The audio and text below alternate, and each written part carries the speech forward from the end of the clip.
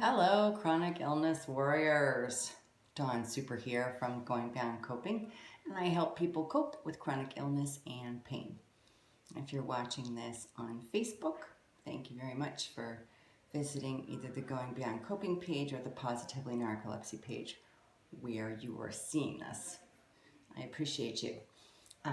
If you're on YouTube, if you could subscribe and hit the bell, that will help you be notified of when I drop a new video.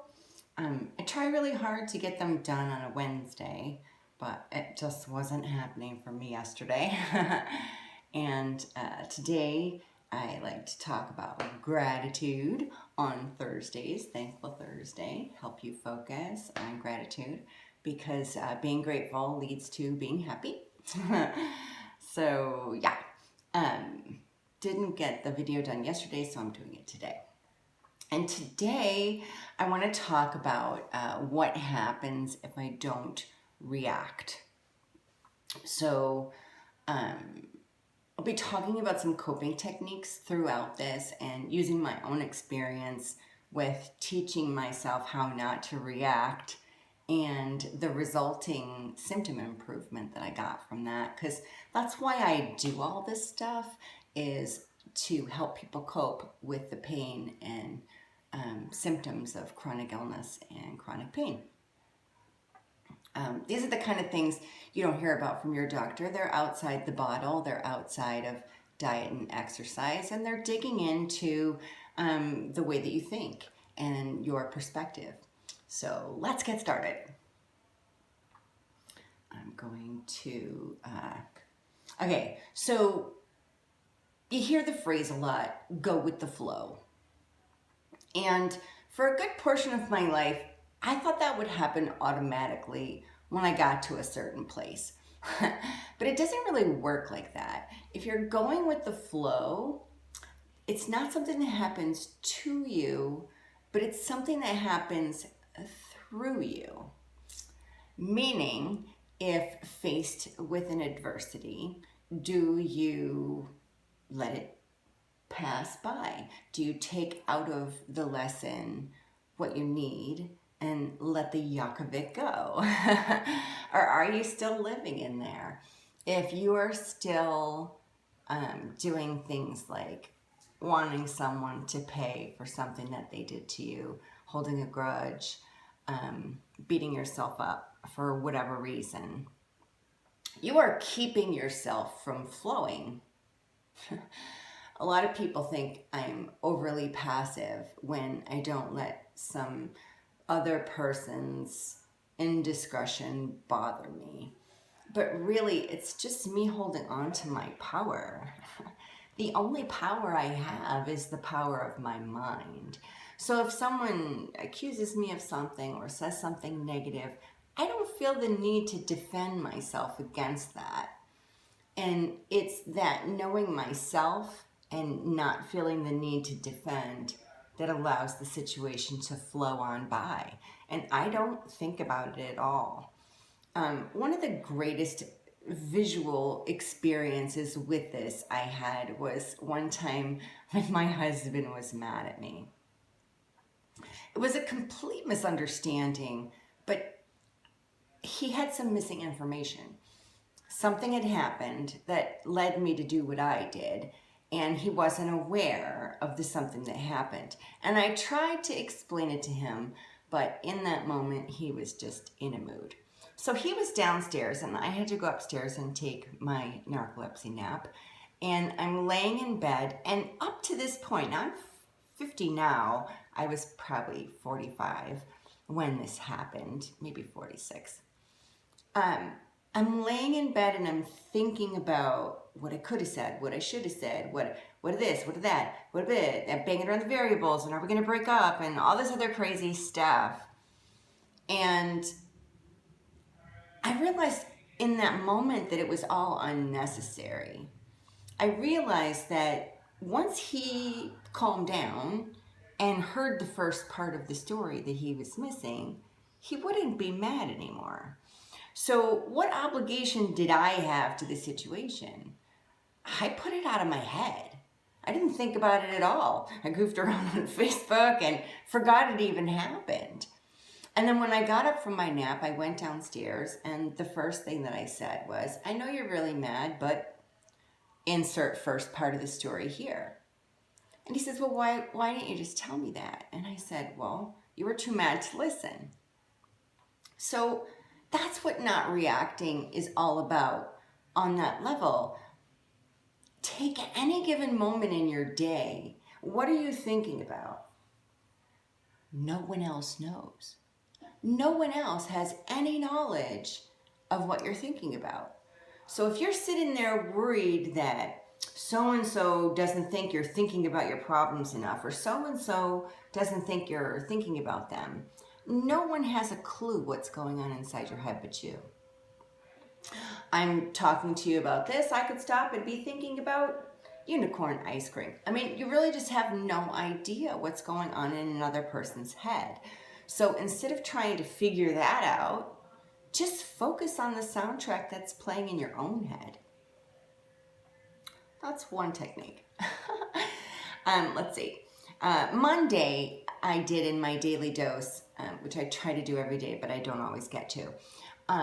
If you haven't signed up for the daily dose and you'd like to get a little dose of dawn in your inbox to look at whenever you're in the mood for it, you can go to my website, goingbeyondcoping.com, and just type a dose in the search bar, and the sign up should come up where you can just punch in your email address and your first name, and then you will get that delivered to you. Actually, I don't even think I asked for your name. I think I just asked for your email address. And I don't put anything else through there. It's only that dose that gets sent to those emails, and I don't resell or anything crazy like that. So Monday I talked about rolling with the punches. I don't know if you've ever heard that expression, but it's a boxing term. And when the boxer gets hit, he tries to go with it to minimize the impact of the punch. And you can do that by learning how to let life flow through you instead of you sitting on top of your little surfboard trying to fight against it and hold yourself up. You can just go right along with that flow and ride that wave all the way in. Tuesday I talked about finding peace and how I got here. There were a lot of things I had to take care of before peace found its way to me, but it was a many decades search. So if you're interested in that, you can comment and I'll pop a link in reply to your comment, and you can read about that from Tuesday's dose because I have them all online. So the magical secret to not reacting is belief. You can say it's no big deal all you want to, but as the graphic says, I say no worries far too much for someone who's approximately 94% worried. So the inside and the outside have to match. And it's okay to fake it till you make it to a certain degree, where you're saying what you want to feel, and then you're striving toward feeling that. And that's very different from fake positivity or toxic positivity, or the bad aspect of that people see. You can find the good in virtually anything if you look hard enough for it. And saying something like, oh, well, I'm only out $500 if I don't recover my stolen vehicle is not false positivity. It's not forced positivity. It's the perspective that I chose to view the fact that my car got stolen from. It depends on, what you're talking about, because obviously some things are way more than others. So when you react, you release cortisol, the stress hormone, into your body. And I just listened to a really great video about this, living in survival mode and living in creation mode by Joe Dispenza. It was like 22 minutes. Listen to it on the way to work. It was really good. If you're into that kind of woo-woo stuff, I highly recommend it. But I'm going to give you a little Campbell soup version of it here. So he talks about fight, flight, freeze, and fawn. Those are I call them the FFFF when I'm writing because I don't want to type all that much out. So from Psychology Today, I'm going to read this because I don't have it memorized. Flight includes running or fleeing the situation. Fight is to become aggressive, and freeze is to literally become incapable of moving or making a choice. The fawn response involves immediately moving to try and please a person or avoid any conflict. That ties into that hypervigilance that I talked about in my worry video, where you live with someone who's a bit of a powder keg and you're just waiting for that thing to happen that's going to set them off. So you put yourself in this hypervigilant mode to satisfy their need before they express it so that you can avoid all that drama. And that's not a good way to live at all. And if you're in a situation like that, I highly encourage you to Google protecting yourself as an empath. Whether or not you consider yourself an empath, the tips that you can find from that are worth it. Being sleep deprived, if you have a chronic illness, you're most likely sleep deprived, even if it has nothing to do with sleep disorders. You're probably working on a sleep deficit. It interferes with our ability to remember some common sense things. So listening to stuff like this helps remind you. I listen to my own videos because I forget this stuff. Being successful in going beyond coping into thriving and loving your life is only a matter of practicing every day the things that keep you from going beyond coping into thriving and loving your life. So when I get tired, I become hypervigilant. I work extra hard to make sure my sleepiness isn't affecting what I'm currently doing. Like, I'll tell my husband he can't speak to me if I'm working on something. We just started a credit repair business not long ago, and there are a lot of laws and a lot of letters and a lot of situations. And if I'm in there trying to follow the trail and I'm a little bit tired, which is a lot, and someone comes in and says something to me, it pulls me right out. And then I have such a hard time going back and finding my way again. So when I'm sleepy like that, I have a tendency to force an adrenaline response so that it helps pick up my system so that I can get through the task and then go take my nap. For me, it's a matter of getting to my nap before I get there, because I can do that, but I don't always get the opportunity to do that. If you have narcolepsy, fibromyalgia, insomnia, sleep apnea, something that's really keeping you from getting the sleep that keeps you from not having an incredible deficit, pulling yourself out of situations before they go sour will give you a lot more you to enjoy in your life. I used to have the mindset of go until I can't go anymore, and then nap, and then go again, and then nap, and then go again, and then go to bed. And now I go until that first tell starts to tingle in my brain, and I can tell a nap is going to be needed in the next half hour, 45 minutes of time. So I try to wrap up what I'm doing and go nap, and then I skip that response altogether. And the reason that you want to do that is one of the things that I heard in the video by Dr. Joe Dispenza is a cortisol release takes a half hour to calm down.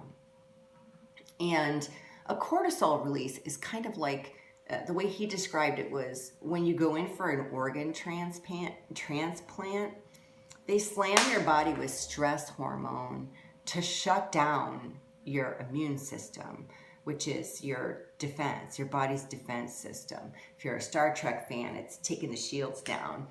And while you're in that state, your immune system is not going to fight against the organ that's coming in. That's a foreign thing. If they didn't do that, the body would be like, hey, that's not my organ. Get it out of here. So when you are reacting to things, you're turning that switch on. You're tanking your immune system, your autonomic nervous system. You're putting all your healing that might occur on hold. So take the typical day of a person with chronic illness. They wake up, they're stressed out, they got to be awake. They get ready, they're achy, tired, whatever. If they go to work, they're probably worried about being on time, what's going to happen during the day. There are constant worries with chronic illness. Am I going to fall asleep? Am I going to make it through the day? Is somebody going to notice? Am I going to have time for a shower? Am I going to have the strength and energy for a shower? All of those things set you up and they get you ready to fight through your day. So most of us need that, really, to get the endurance to get through the day. And that's why we crash so hard. So over the last several years, I've tried to learn to back off before I need to. And that led a lot to me not reacting. Even in my job, when I get an email that would upset me, I try really hard first thing to make a joke about it, to kind of tell my immune system, hey, we're chill. You don't need to be, shutting anything down. Keep those shields up, Captain. And it helps. It helps a lot. It gives you less brain fog. It gives you more headspace to not be flooding your system constantly with cortisol. So, let me just see. So how do you do that? How do you teach yourself how not to react? I did it by primarily looking for the good thing first, focusing really heavily on gratitude, taking things in manageable bits. Can I do something about it, or can I not do something about it? The great thing about being a human being is that every day you get a new chance to try a different coping technique to help get you through it, whatever it happens to be.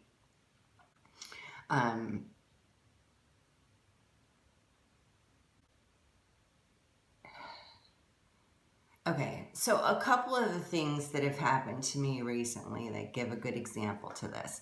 So my heart rate had been dropping low, and I was having arrhythmia. I have like all kinds of issues with POTS and other things. And so I got myself a fitness watch just so that I could keep an eye on my pulse. And I was able to see my sleep comparison. Like, these fit watches they're not great for knowing, deep sleep and whatnot, but I can look at the chart from one day to the next and see, and that helps a little bit for me. So keeping an eye on my heart, I'm keeping an eye on my heart. I've got congestive heart failure in my family tree. And I just happened to be in one of the groups, a POTS group, where several people commented about how their heart rate dropped significantly. And it's just a thing. It's just a thing that happens with POTS. And I had shared a meme not long ago on the Positively Narcolepsy page about how, I'm going to lose this thought. I can feel it going. You have a symptom and you Google it, and Google's like, oh my God, get to the doctor. And then you have the symptom and you Google it with your diagnosed illness, and it's like, oh, good, you're cool. That's normal. And that's what it's like living with chronic illness. You have to follow the path. So when something happens, try not to react, try to resolve. I had like this crazy thing happen with my mouth. I had quit yogurt because I was having some hive issues, and I tried kombucha to replace my fermented, and I gave myself a yeast infection in my face. Because I have Sjogren's and I already have problems with dry mouth, and I've had burning mouth syndrome in the past, I didn't realize it was a yeast infection for maybe a week, up to a couple of days. It doesn't matter time-wise. But I was able to figure that out. And then I started Listerine, which killed the yeast, but gave me burning mouth syndrome. And then I noticed I had really deep tongue fissures. And those are like some serious things. And they say that burning mouth sometimes doesn't go away. And they say fissures are normal and, you know, they rarely go away. So I could have let myself be like, oh no, oh, one more thing I'm going to add to my 9 disorder list. But I just kept researching on things. I did oil pulling to help with the burning mouth syndrome, to cool my inside of my mouth. And I was able to get back on top of it. The Listerine killed the yeast, the coconut oil helped the burning mouth, and my tongue fissures have actually reduced significantly. So you can help with fissured tongue and burning mouth syndrome. You just have to find out what your meat suit wants and give it to it. And sometimes you can do that and sometimes you can't. But the important thing is that you don't panic, that you don't react to that, that you take it in your stride, that you say to yourself, okay, I have a chronic illness. Of course new things are going to present themselves to me. Of course they are. My system is already out of balance. So let's look at the symptom itself and what we can do about it, more so the disorder that the symptom comes with. And that's easy for me to say because I have 9 and they commingle symptoms a lot. So I'm not a doctor. I'm not a mental health professional. I'm not telling you to ignore doctor science or any of that other stuff. I'm just saying a symptom is something that you can sometimes work with on your own and get through it, like burning mouth and that kind of stuff. Okay, it's longer than I wanted it to be, but yuck. If you made it this far, drop me down a comment. I made it, or something along those lines. If you haven't subscribed to the YouTube channel or liked the Facebook page, I would really appreciate you doing that. And no matter where you are watching this right now, if you share it with someone who might need it, it might be life-changing for them. I get a lot of messages from people about how my perspective helped them, and I want to grow that. So if you're already a subscriber, thank you. And I will see you next time. Make it a great day, warriors. The choice is always yours.